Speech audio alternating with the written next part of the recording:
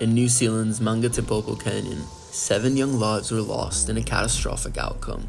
In just 5 scary minutes, 6 teenagers and their 29-year-old teacher were swept away in the rushing waters of the canyon. What made a normal canoeing trip so deadly? This wasn't just bad luck, it happened because of many big mistakes. In this video, we'll look at the big mistakes that led to this sad event. In April 2008, a group of 10 students and 2 teachers from Elam Christian College in Auckland, New Zealand, took part in a canoeing trip. The day started like any other at the OPC Outdoor Pursuits Center, a well-respected outdoor education facility.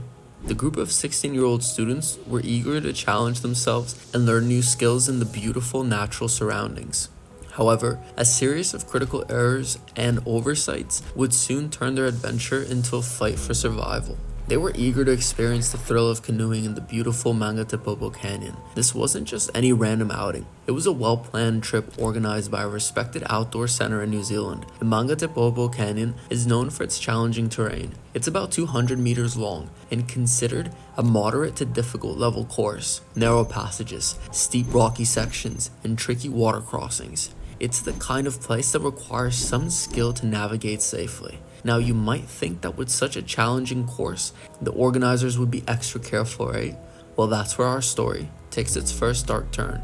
The day started like any other at the outdoor center. Staff members checked the weather forecast as they always did. At 8:08 a.m., one of them noticed something concerning. There was a chance of rain during the trip. Now, you'd think that this would raise some red flags, especially considering what happened in the past. You see, back in 1976, a similar trip ended in tragedy when a girl was swept away by the current and drowned. You'd expect the center to be extra cautious after such an incident, wouldn't you? But here's where they made the first big mistake. Mistake number 1. The staff didn't bother to check the detailed weather map. If they had, they would have seen a clear warning. Heavy rain was expected in that exact part of the canyon. But this crucial information was ignored, not just by the staff, but also by the 2 teachers leading the trip. So despite the rain forecast, the group set off on their adventure. They were probably excited, maybe a bit nervous, but definitely not aware of the danger they were walking into. As they entered the canyon, the challenges began almost immediately. The water was freezing cold, reaching chest deep in some areas. Some of the students started struggling with the swimming parts. One student even became so scared that they started crying and wanted to turn back. But there was another problem brewing. One of the kids had a physical impairment that made the trip even more challenging for them. But this information wasn't on their medical record. This leads us to the second major mistake. Mistake number 2. The registration forms didn't ask about the participants' swimming abilities.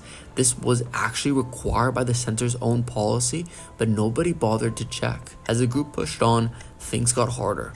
The current grew stronger, and the difficulty level increased. At one point, one of the students was nearly swept away. This should have been a clear warning sign, but the group continued. Now let's pause for a moment and think about this. We've got a group of teenagers, some of whom are struggling to swim, in a canyon with a strong current that's getting stronger.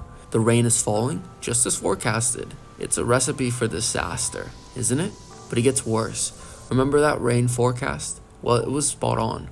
It had been raining throughout the day, sometimes heavily. The water level in the canyon was rising steadily.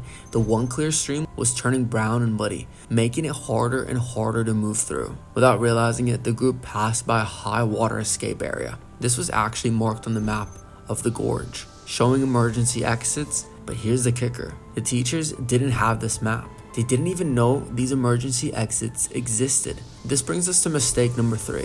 Mistake number 3. The teachers were never given the map showing emergency exits. Even worse, they weren't even aware that such exits existed.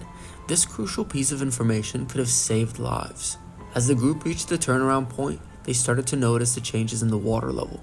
The 2 teachers quickly realized they needed to get to safety as soon as possible. But remember, they didn't know about those emergency exits, so they made the fateful decision to backtrack to where they started, 200 meters upstream. This decision unknowingly sealed the fate of many in the group. They passed by that emergency exit for a second time, still unaware of its existence. It's heartbreaking to think how different things could have been if they had known about that exit. But why didn't the teachers know about these exits? Well, that brings us to mistake number 4. Mistake number 4.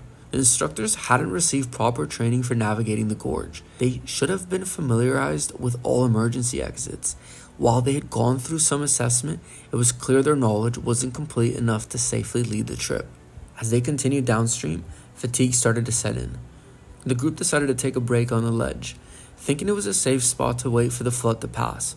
But here's the thing. While the center's crisis management plan identified floods as a threat, it didn't give specific instructions on what to do in such situations. Meanwhile, back at the center's office, program managers could see the water levels rising in the gorge, but they weren't sure what to do. This leads us to mistake number 5. Mistake number 5. The staff at the center failed to initiate the crisis management plan. Why? Because they lacked proper training on how to use it. As the group waited on the ledge, the situation went from bad to worse. The water level kept rising, first covering their ankles, then creeping up to their knees. The ledge was slippery, and students had to hold on to the rock face to avoid being swept away.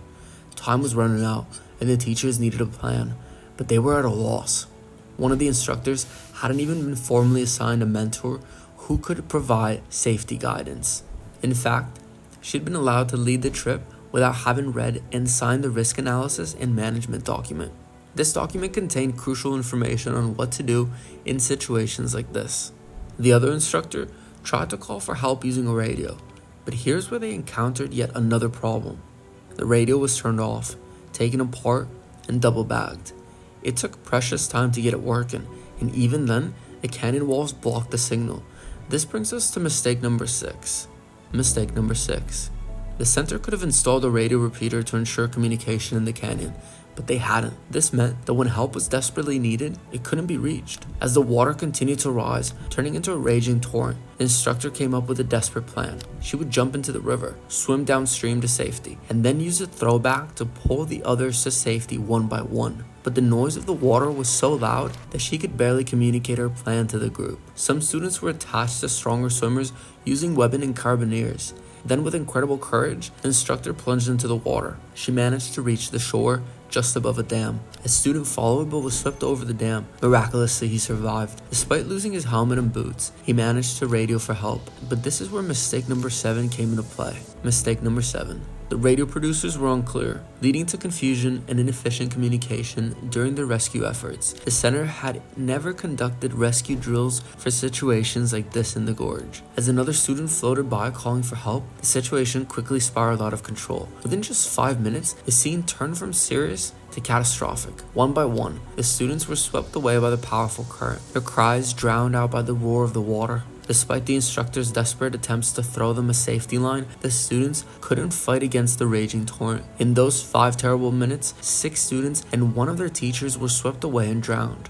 The aftermath of this tragedy was devastating. Bodies of 2 students were found more than 2 kilometers downstream. Families were left to grieve, and the community was left wondering how such a terrible thing could have happened. In the wake of this disaster, an external safety audit was conducted. Surprisingly, despite the numerous mistakes that led to this tragedy, the center passed its safety audit and continues to operate to this day. Each of these mistakes on its own might have not led to such a catastrophic outcome, but together, they created a perfect storm for circumstances that led to the loss of 7 young lives. This tragedy serves as a stark reminder of the importance of proper safety measures, thorough training, and clear communication in outdoor activities. The Mangatepopo Canyon disaster is a sobering lesson in how quickly things can go wrong when safety protocols are not followed meticulously. It's a call to all outdoor adventure centers, schools, and organizations to review and strengthen their safety measures. For the families of the 7 who lost their lives that day, no amount of investigations or improved safety measures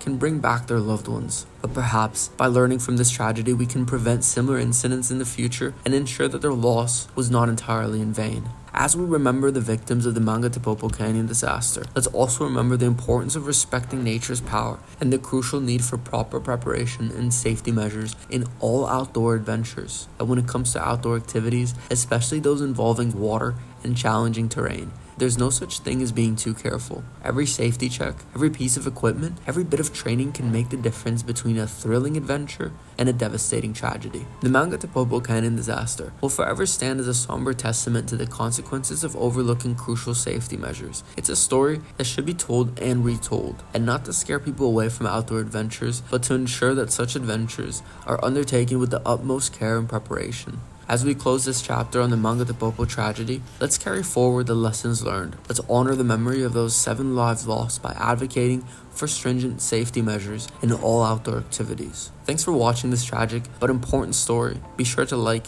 and subscribe for more real-life stories that teach us valuable lessons.